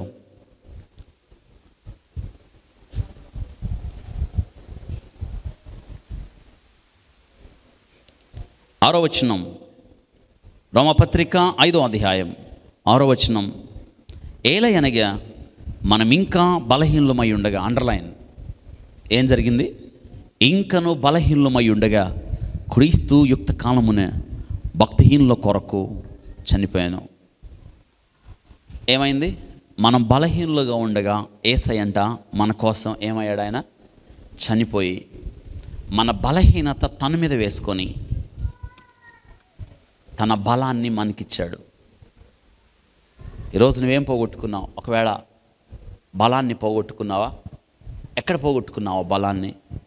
ప్రభువు నీకు బలం ఇస్తాడు. నీ బలహీనత సిలువలో వహించాడు, నీ వ్యసనాన్ని భరించాడు, నీ దోషములు సహించాడు. నువ్వింకా నీ బలహీనతలో ఉండాల్సిన అవసరం లేదు. ఉన్న పాటున ప్రభు దగ్గరికి రా. అయ్యా, నేను బలహీనుడిగా ఉంటున్నాను ప్రభా, లేవలేకపోతున్నాను, మళ్ళీ అక్కడే చతికిలబడిపోతున్నాను, లేద్దామన్న ఆశ ఉంది, ఎందుకో తెలియదు, ఆ బలహీనత నన్ను చుట్టుముట్టేస్తుంది అని ప్రభు దగ్గరికి రా. సంసోన్ చేసింది అదే. చివరిలో అంతా గుర్తొచ్చేస్తుంది ఆయనకి. ఏం చేయలేడు ఇప్పుడు. ఎందుకు తెలుసా? ఆయన చేతులు ఏం లేదు, బలం లేదు. బలము తనలో ఉన్నప్పుడు హద్దు లేకుండా ప్రవర్తించాడు. బలం పోయింది, ఏం చేస్తాడు? ఏం చేయలేడు. అతడు చేయగలిగింది ఒకటే, ఏంటో తెలుసా? అగైన్ కనెక్షన్ కుదుర్చుకోవాలి. Restoring his relationship with God.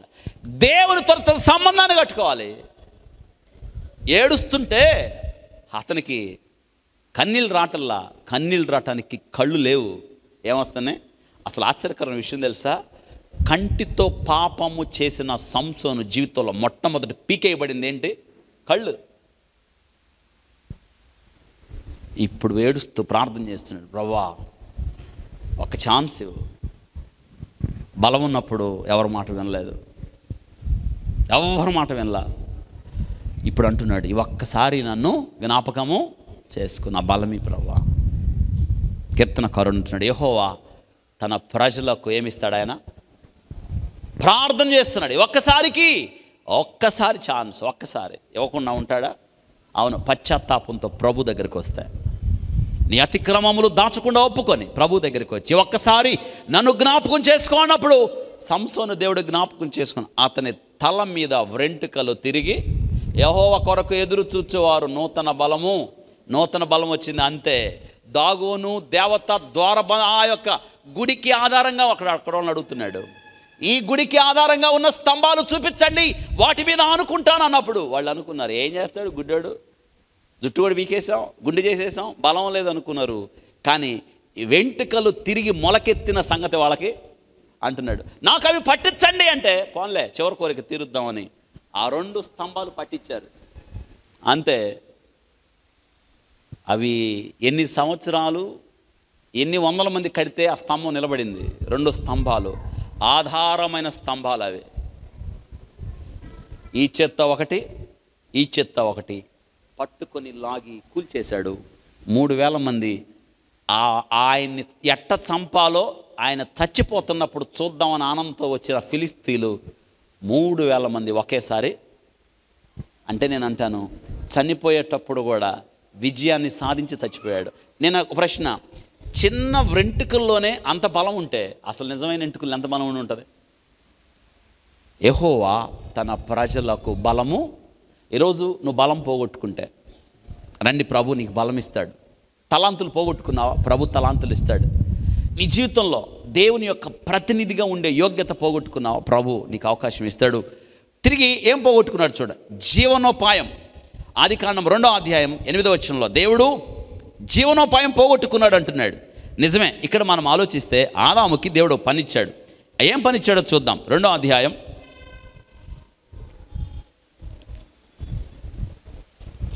దేవుడు ఏం చెప్పాడో చూడండి. ఆదాముని అలాగే ఉంచేయలేదు.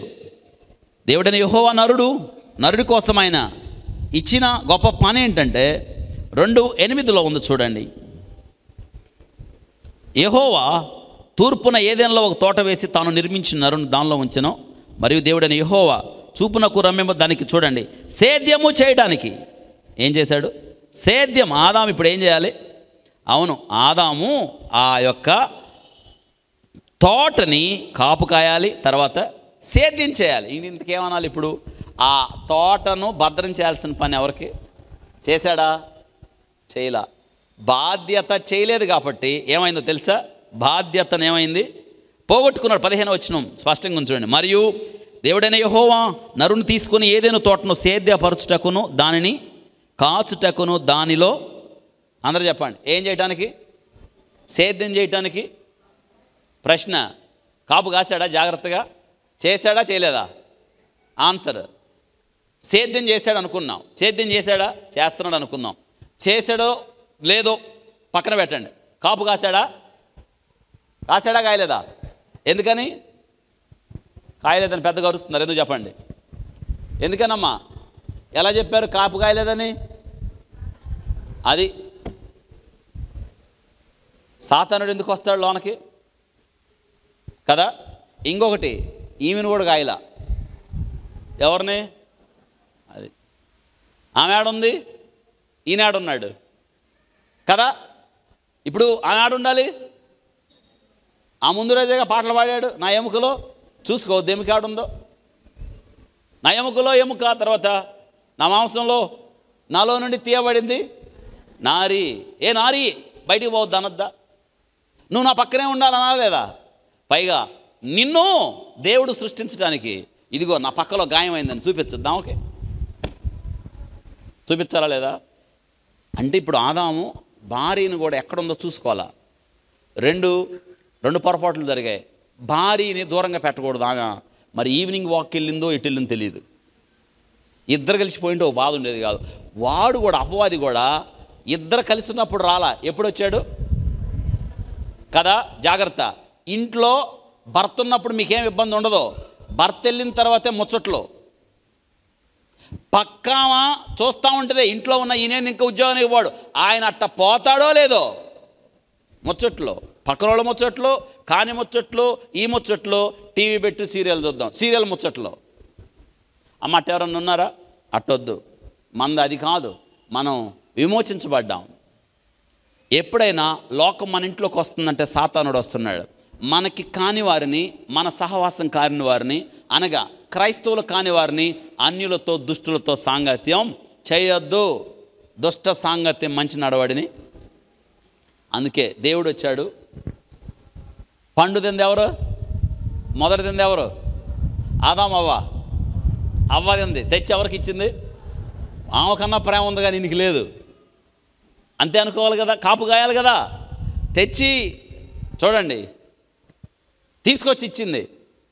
ఇప్పుడు మీకు ప్రశ్న, ఇప్పుడు మిగతా పండ్లన్నిటికన్నా ఇదేమన్నా రమ్యంగా ఉందా?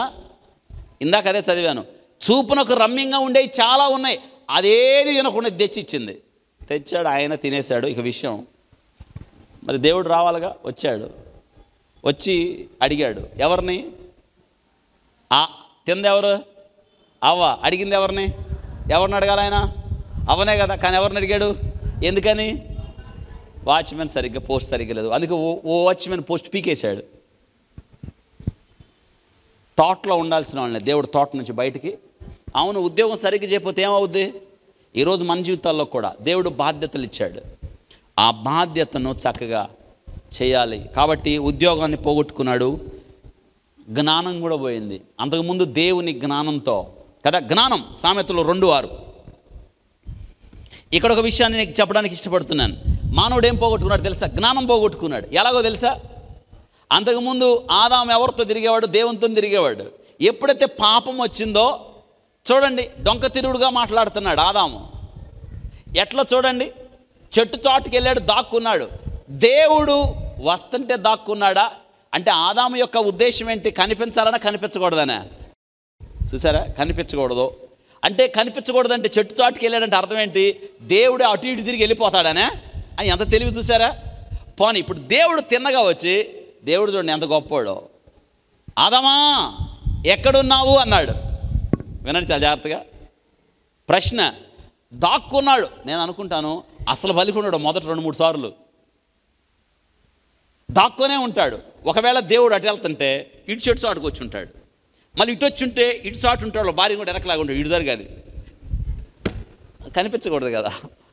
ఇప్పుడు ప్రశ్న, దేవుడు చూడండి ఆదామా ఎక్కడున్నావు అన్నాడు. అసలు దేవుడు తెలుసో తెలియదు ఎక్కడున్నారో? తెలుసు, ఆదామే చెప్పుకోవాలి ఎక్కడున్నాడో. ఎందుకు అడిగాడంటే ఆదాముకి తెలియాలి తను ఎక్కడున్నాడో.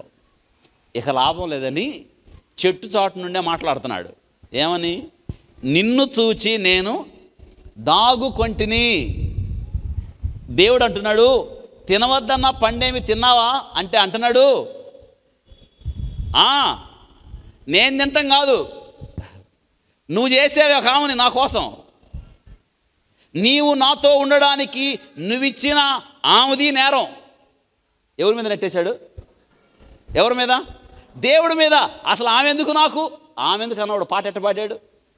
ఏమన్నాడు? నా ఎముకలో ఎముక నా మాంసంలో దేవుడు వాడమంటే పాడాడు, సొంతగా పాడాడా? అప్పుడేమో పాట, ఇప్పుడేమో ఎవరి మీద వేశాడు? అంటే ఇప్పుడు చూడండి, అసలు నాకు ఆమె ఎందుకు? నువ్విచ్చావు అంటే అర్థం ఏంటంటే, నువ్విచ్చావు, ఆమె పండు ఇచ్చింది, అసలు ఆమె లేకపోతే జ్ఞానం పోయింది. జ్ఞానం లేని మాటలు నెట్టేశాడు దేవుడి మీదకి. దేవుడు ఎంత మంచివాడు చూడండి, తిన్నగా అవ్వ దగ్గరకు పోయాడు. ఏమమ్మా ఆంగోడా? నాదేం లేదు, అదిగో ఎవరు? పాము, సాతాను. అంటే మేము మంచివాళ్ళమే, మంచివాడు కాదు నువ్వే. ఎవరు? జ్ఞానం లేదు. ఇక్కడ నేను జ్ఞాపకం చేస్తున్నాను, యెహోవాయే జ్ఞానం ఇచ్చేవాడు, తెలివి వివేచన ఆయన నోటి నుండి. కాబట్టి జ్ఞానము లేని వారు అయ్యకుండా బ్రతుకుడి. ఆదాము వల్ల జ్ఞానం లేకుండా మాట్లాడారు. జంతువులన్నిటికీ పేరు పెట్టిన ఆదాము ఎంత జ్ఞానవంతుడు కదా. జంతువులన్నిటికీ ఒక్కొక్కటిని పిలుస్తున్నప్పుడు, ఆదాము పేర్లు పెడుతున్నప్పుడు దేవుడు ఎంతగా సంతోషించాడు. ఆదాము దేవుని కుమారుడు. చివరిగా నిన్న ఒక మాట జ్ఞాపకం చేస్తున్నాను, దేవుడు మనకు తలాంతులు ఇచ్చాడు, ఆ తలాంతులు పోగొట్టుకున్నాం. మత్తయి సువార్త 25వ అధ్యాయం ముగిస్తున్నాను నేను. మత్తయి సువార్త 25వ అధ్యాయం 15వ వచనాన్ని జ్ఞాపకం చేస్తున్నాను. అతడు ఒకనికి 5 తలాంతులు, ఒకనికి 2, ఒకనికి 1, ఎవని సామర్థ్యం చొప్పున వానికి ఇచ్చి వెంటనే దేశాంతరం పోయాను. మనందరూ తెలుసు, తలాంతులు ఇస్తాడు ఆయన. 5 సంపాదించిన వాడు, 5 తలాంతులు తీసుకున్నవాడు 5 సంపాదించాడు. ఆయన దూరదేశం వెళ్ళాడు. అయితే తిరిగి వచ్చినప్పుడు 5 వాడు 5 సంపాదించాడు, 2 తీసుకున్నవాడు 2 సంపాదించాడు, 1 తీసుకున్నవాడు ఏమన్నాడో చూడండి. ఏమంటున్నాడు? ఆ యజమానుడు 2 సార్లు బలా నమ్మకమైన మంచి దాసుడా అన్నాడు. అయితే 1 తలాంతు తీసుకుని 24వ వచనం, తీసుకుని వాడును వచ్చి, అయ్యా నీవు విత్తన చోట కోయేవాడు అను, చల్లని చోట పంట కూర్చుకునేవాడు ఆయన కఠినవాడు నేను ఎరుగుదును కనుక నేను భయపడి వెళ్ళి నీ తలాంతును భూమిలో దాచిపెట్టి తిని, ఇదిగో నీది నీవు ఏం చేసినట్టు ఒకదాంతో ఏమీ చేయలేదు. వాడు తన జీవితంలో టైంను పాడు చేశాడు, తన జీవితాన్ని పాడు చేసుకున్నాడు. మిగతా వాడు 5కు 5 సంపాదించాడు, 2 సంపాదించాడు. కనీసం ఎన్ని సంపాదించాలి? 1 సంపాదించలేదు. గుంట తీసి పూర్తి చేసి అంటున్నాడు, నీది నువ్వు తీసుకో. తలాంతులు. నిజంగా దేవుడు మనకు తలాంతులు ఇస్తాడు. అయితే ఏమన్నాడు చూడండి, అందుకు అతని యజమానుడు వాడిని చూచి, సోమరమైన చెడ్డదాసుడా, నేను విత్తన చోట కొయ్యవాడును, చల్లని చోట పంట కూర్చుకున్నవాడు నువ్వు ఎరుగుదవా? అయితే నీవు నా సొమ్ము సాహుకారుల వద్ద ఉంచవలసి ఉండెను, నేను వచ్చి వడ్డీతో కూడా నా సొమ్ము తీసుకొని ఉందని చెప్పి నీ తలాంతులను వాని యొద్ద నుండి తీసివేసి 10 తలాంతులుగా మనకి ఇయుడి అని. అంత మాత్రమే కాదు, 30, మరియు పనికి మాలిన ఆ దాసుని, తలాంతులు వాడినవాడు ఎవరండి? తలాంతులు సరిగా వాడినవాడు పనికి మాలిన దాసుని వెలుపలికి చీకట్లోకి త్రోసివేయడని, అక్కడ ఏడుపును పండ్లు కోరుకుంటూ ఉండును. కాబట్టి శిక్ష విధించబడింది.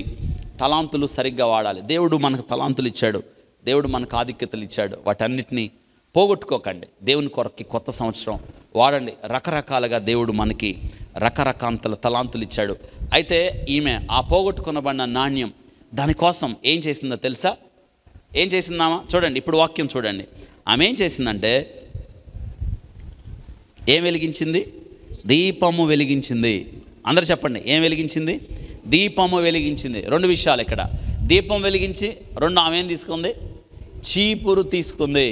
దీపము ఎందుకంటే దీపము దేవుని యొక్క వాక్యానికి గుర్తు. నీ వాక్యము నా పాదములకు, దీపము నా త్రోవకు వెలుగై. దేవుని వాక్యము వెలిగించబడితే కానీ చీకటి వెలిగించబడదు, చీకటి పారిపోదు. మనం దేవుని వాక్యము దగ్గరకు వస్తే తప్ప, దేవుని వాక్యము మన కాంతి మనలోకి ప్రసరించినప్పుడు మనలో ఏది ఎక్కడుందో తెలిసిద్ది. జక్కయ్య ఇంటికి ఏసయ్య వెళ్ళినప్పుడు, ఏసయ్య వాక్యం చెప్పినప్పుడు, ఏసయ్య వాక్యపు కాంతి జక్కయ్య హృదయం మీద పడినప్పుడు, జక్కయ్య హృదయంలో పాపం బయటకు వచ్చి లేచి అన్ని పాపాలు ఒప్పేసుకున్నాడు. అవును, దీపం అంటే దేవుని యొక్క వాక్యానికి గుర్తు. దీపం వెలిగించటం దేవుని వాక్యానికి గుర్తు. 2వది చీపురుతో ఊడ్చి. చీపురు కూడా దేవుని యొక్క వాక్యానికే గుర్తు. చీపురు దేవుని యొక్క వాక్యానికి గుర్తు. చీపురు శుభ్రం చేస్తుంది కదా. ఢిల్లీ గవర్నమెంట్, స్టేట్ గవర్నమెంట్ ఎవరు తెలుసా? కేజ్రీవాల్. ఆయన పార్టీ ఆమ్ ఆద్మీ, ఆయన పార్టీ గుర్తేం తెలుసా? చీపురు.